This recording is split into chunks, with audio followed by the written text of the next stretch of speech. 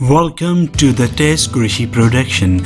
Subscribe to our channel by clicking the subscribe button. Click the bell button and enjoy the latest upload from our channel. अस्सलाम वालेकुम दोस्तों, कैसे हैं आप सब लोग। मैं हूं आपका दोस्त test Qureshi and you are watching test Qureshi production. दोस्तों आज मैं एक बहुत ही अच्छी वीडियो लेके आया हूं आपके लिए।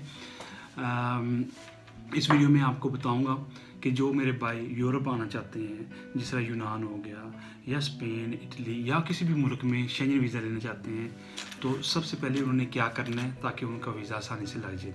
मेरी ये वीडियो और मेरी पिछली वीडियो जो हैं वो इसलिए होती है ताकि आप लोग डंकी लगा के एजेंटों को पैसे दे के आप ज़िलो ख्वार ना हो। मैंने बार बार अपनी वीडियो में ये चीज़ कहता हूँ, खुदा का नाम है, एजेंटों को पैसे ना दिया करें, उसके बाद जलील ना हो, अपनी माँ बहनों का जेवर ना बेचें, ज़मीन ना बेचें। जिस तरह मैंने पिछली वीडियोस में बताया, जैसे जर्मनी के वीज़े के बारे में था, बेल्जियम के वीज़े के बारे में, इवन तुर्की का वीज़ा मैंने बताया था आपको कैसे हासिल कर सकते हैं, कुछ पैसों में, कुछ हज़ार रुपये में, ठीक है। और ख़ुद आप कर सकते हैं। आप लोग पढ़े लिखे हो यार, क्यों नहीं कर सकते? आप सब कुछ कर सकते हो, सिर्फ कोशिश करो। हम कोशिश नहीं करते, ठीक है। मेरी इस वीडियो को गौर से सुने, फॉलो करें, इंशाल्लाह आपका वीज़ा लगेगा। यकीन बहुत बड़ी चीज़ है। हम किसी ने अल्लाह को नहीं देखा, लेकिन हमारा यकीन एक अल्लाह है। तो इसलिए मैं कह रहा हूँ कि यकीन रखें और एजेंटों पे इतना यकीन नहीं किया करें, अपने आप पे सेल्फ कॉन्फिडेंस होना चाहिए, ठीक है। अच्छा, शुरू करते हैं हम। जो मेरे भाई यूरोप में आना चाहते हैं या और किसी मुल्क का वीज़ा लगवाना चाहते हैं, सबसे पहले उन्होंने क्या करना है। देखो, आजकल दुबई का वीज़ा बहुत आसानी से मिल जाता है, सऊदीया का वीज़ा बहुत आसानी से मिल जाता है। दुबई बहुत नज़दीक, कुछ हज़ार रुपये टिकट में आप हो के आ सकते हैं। यानी कि अगर आप किसी ट्रैवल एजेंट से आप दुबई का वीज़ा ले सकते हैं, विजिट वीज़ा जिसे कहते हैं। होटल भी बुक हो जाता है और बहुत सारे लोग हमारे पाकिस्तानी वहाँ पे रहते हैं, हर किसी की जानने वाले। आप चले जाएँ वहाँ पे, कुछ हज़ार रुपये में आप 2 दिन रह के वापस आ जाएँ। तो क्या हो जाएगा, आपके पासपोर्ट पे एक एंट्री हो जाएगी कि जी दुबई में 2 या 3-4 दिन रह के आया बंदा। नंबर 1। नंबर 2, उसके अलावा मलेशिया, इंडोनेशिया, अज़रबैजान बहुत आसानी से वीज़े लगते हैं और ट्रैवल एजेंट लगवा के दे रहे हैं। और कुछ फीस होती है उनकी, वो एक्स्ट्रा पैसे नहीं देने, लाखों रुपये किसी को नहीं देने आपने, ठीक है। आप खुद भी जा सकते हैं, ट्रैवल एजेंट के अलावा आप खुद अप्लाई कर सकते हैं और वीज़ा आपको आराम से मिल जाता है। अच्छा, आपने क्या करना है? सेकंड, आपने क्या करना है, आपने कोई ऐसी कंट्री जो पाकिस्तान के नज़दीक हो, जिस तरह मलेशिया हो गया या कोई लाइक इंडोनेशिया, थाईलैंड का वीज़ा बड़ा आसानी से मिल जाता है। तुर्की का वीज़ा बड़ा आसानी से मिल जाता है। वो मैंने अपनी पिछली वीडियो में बताया था आपको कि तुर्की का वीज़ा कैसे हासिल करना है, सही है। तो दोस्तों, आपने क्या करना है, आपने फर्ज करो तुर्की का ई वीज़ा मिल जाता है आराम से, आप खुद अप्लाई कर सकते हैं। आप तुर्की चले गए, 2-3 दिन रह के आ गए, वहाँ पे सस्ता चीप होटल मिल जाता है, हॉस्टल होते हैं वो मिल जाते हैं, जिसमें आप लाइक पाकिस्तानी 1000-1500 रुपये में आप रह सकते हैं वहाँ पे एक रात। तो आप 3-4 दिन, हफ्ता, एक तो इस्तांबुल जाएँ, इस्तांबुल देखें, उसके बाद आप वापस आ जाएँ, आपके वीज़े पे फिर एक एंट्री हो जाएगी, सही है। इस तरह आपने अपनी ट्रैवल हिस्ट्री बनानी है 2-3 मुल्कों से। इसमें आप 1 लाख रुपये हो ना, 1 लाख रुपये में सारी चीज़ हो सकती हैं। आप यार एजेंटों को कितने पैसे देते हो? सिर्फ मुझे समझ नहीं आती। ये मेरे कितने जानने वाले हैं, जिन्होंने, मेरे एक भाई हैं, वो रिसेंटली इंग्लैंड आए हैं स्टूडेंट वीज़े पे। और स्टूडेंट वीज़ा भी ऐसा था कि बस वो जो यूनिवर्सिटी थी उसमें जो उन्होंने वीज़ा उनको मिला, यूनिवर्सिटी का जो एडमिशन उसको मिला, उस यूनिवर्सिटी की जो कोई इतना वो अच्छा वो नहीं था इमेज। और वो आए हैं, आने के बाद उन्होंने पता कितने 9 लाख रुपये दिए। भाई 9 लाख में आप जो है ना 7 वीज़े लगवा सकते हो। लेकिन मसला ये है, फिर वही बात है, हम चाहते हैं बस अभी मैं पैसे दूं, अभी मुझे वीज़ा मिले, अभी मैं बाहर चला जाऊं। मैंने पहले भी कहा, ऐसा कुछ नहीं होता, ऐसा नहीं होता मेरे दोस्तों। हमें प्लानिंग करनी चाहिए, प्लानिंग करके चलना चाहिए। जब एजेंट को हम पैसे देते हैं ना पैसे भी जाते रहते हैं, इतने साल हम पीछे चले जाते हैं। तो बेहतर है भाई, अपने हाथ में चीज़ें रखो, आप कर सकते हो, पढ़े लिखे हो आप लोग। और मैं कहता हूँ पाकिस्तानी लोग तो बहुत कुछ कर सकते हैं, बहुत तेज़ है।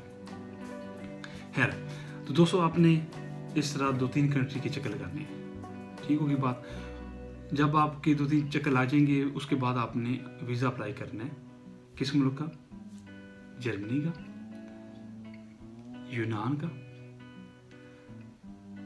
बुल्गारिया, हंगरी, स्पेन, ऐसे मुल्कों का अपने वीज़ा। पोलैंड बहुत आसानी से वीज़ा देते हैं क्योंकि वहाँ पे बहुत क्राइसिस है, और वीज़ा इसलिए मिल जाता है कि उनको पता था ये बंदा पहले भी 2-3 कंट्रीज घूम के आया है, और ये आराम से जो है वापस भी आ जाएगा, और जाएगा कुछ ना कुछ डॉलर्स खर्च ही करेगा जाके, वो वीज़ा मिल जाएगा।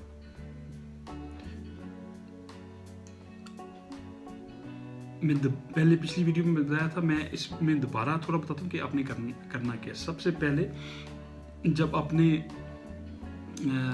वीज़ा अप्लाई करना है किसी यूरोपियन कंट्री का, शेंजन वीज़ा अप्लाई आपने करना है, तो उसके लिए आपने आपकी बैंक स्टेटमेंट मेंटेन होनी चाहिए, क्योंकि जो बाकी कंट्रीज जैसे तुर्की वगैरह ऐसा उतना वो नहीं देखते बैंक स्टेटमेंट को, लेकिन यूरोपियन कंट्री का वीज़ा जब लेने जाए शेंजन वीज़ा, तो उसकी रिक्वायरमेंट आपकी बैंक स्टेटमेंट मेंटेन कम से कम 3 महीने की होनी चाहिए। और कैसे करनी है, जैसा मैंने पहले अपनी पिछली वीडियो में बताया था।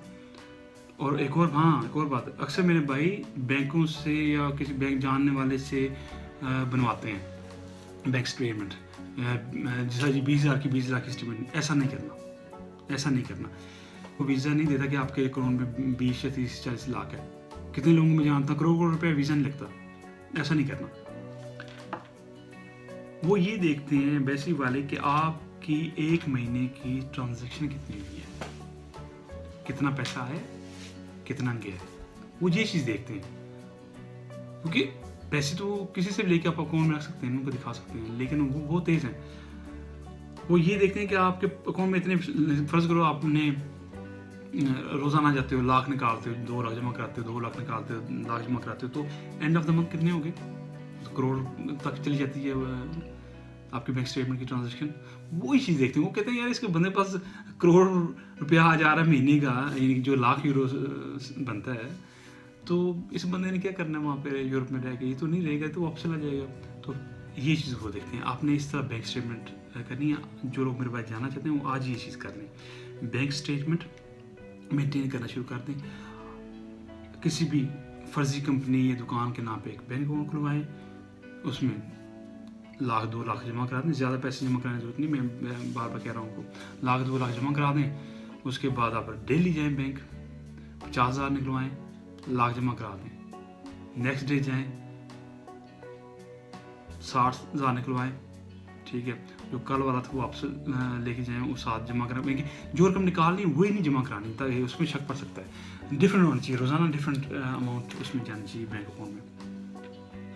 इस तरह आपकी जो है बैंक स्टेटमेंट मेंटेन हो जाएगी।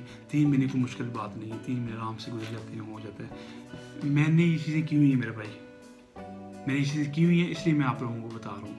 मैंने पहले भी पिछली वीडियो में बताया था कि मैं कभी भी कोई भी सुनी सुनाई बात नहीं बताता आप लोगों को। मैं वही चीज़ें बताता हूँ जिन चीज़ों से मैं गुजरा हुआ हूँ। मैं मेरे भाई, मेरे और भी फैमिली मेम्बर्स वो यहाँ पे यूरोप में, और हमने किसी जन को पैसे नहीं दिए, हम सब खुद किए। मेरा जो ज़ाती एक्सपीरियंस ये है बेसिस के साथ, वो ये है कि वो जो पेपर वर्क होता है वो आपका सही होना चाहिए।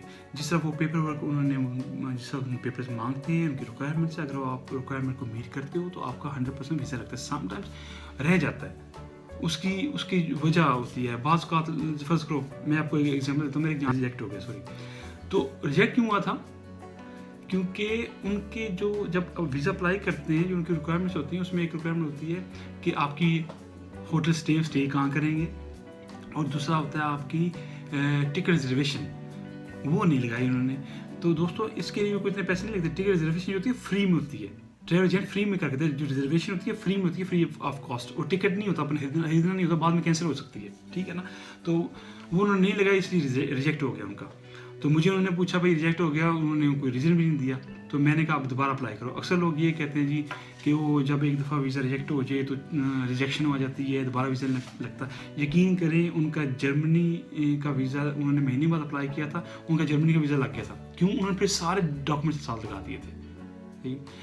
तो इस तरह आपने जब अप्लाई करना है, यूरोपियन कोई वीज़ा अप्लाई करना है, तो उसके लिए आपने ये चीज़ें सारी जो है उनकी जो रिक्वायरमेंट्स होंगी वो लाजमी आपने लगानी है साथ, ताकि आपका वीज़ा रिजेक्ट ना हो।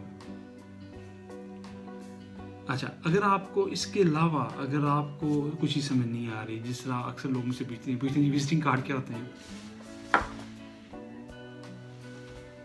अक्सर लोग मुझसे पूछते हैं विजिटिंग कार्ड क्या होते हैं। कुछ लोग पूछते हैं जी कि टिकट रिजर्वेशन कैसे करानी है। कोई इतनी मुश्किल काम नहीं है यार, पढ़े लिखे लोग आप लोग, मतलब वही यार कि आप खुद देखते नहीं है। हम खुद इतनी कोशिश नहीं करते चलो यार कोई इंटरनेट खोलूँ, और वो फ़ोन पे लगे रहते हैं, फेसबुक देखते रहते हैं, फालतू चीज़ों में लगे रहते हैं, लेकिन जिस चीज़ में इंफॉर्मेशन मिलती है वो चीज़ हम देखते नहीं हैं। अब मोबाइल हर बंदे के पास स्मार्टफोन है यार। जब हम पाकिस्तान में हुआ करते थे तो हमारे पास तो स्मार्टफोन नहीं था भाई। एक फ़ोटो कापी कराने के लिए ना 10 किलोमीटर दूर जाना पड़ता था, और ईमेल करने के लिए भी सही उस वक्त इंटरनेट कैफे होते थे, आपको मुझे पता नहीं है, तो मैं जाना पड़ता था।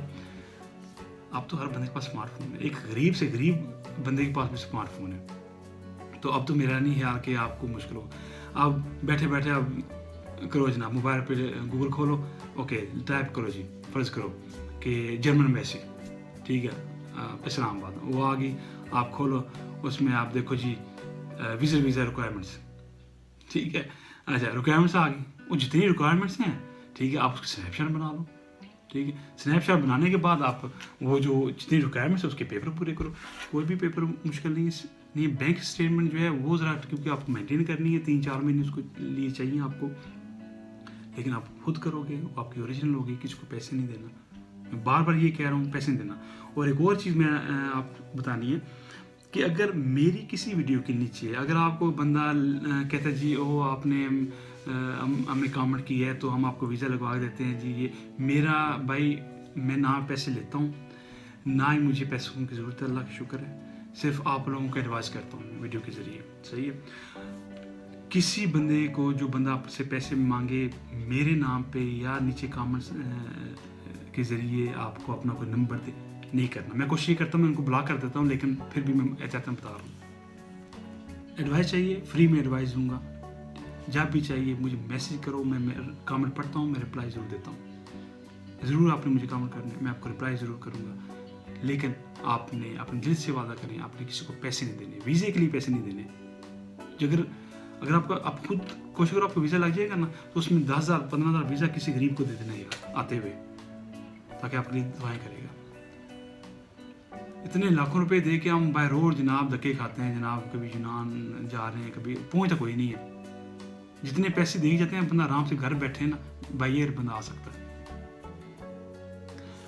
आज तक के लिए मुझे इजाज़त दें। अगर कोई आप की बात या सवाल रह गया हो तो नीचे दिए कमेंट सेक्शन पे कमेंट करें, I will response as soon as possible. उसके अलावा अगर आपको मेरे नंबर की ज़रूरत है तो मैं नंबर भी दूंगा, मैं अपने डिस्क्रिप्शन में अपना ईमेल छोड़ दूंगा ताकि आप मुझे ईमेल कर सकें। अपना और अपने रिहाना का ख्याल रखिएगा। तस्करी को इजाज़त दें। अल्लाह हाफ़िज़।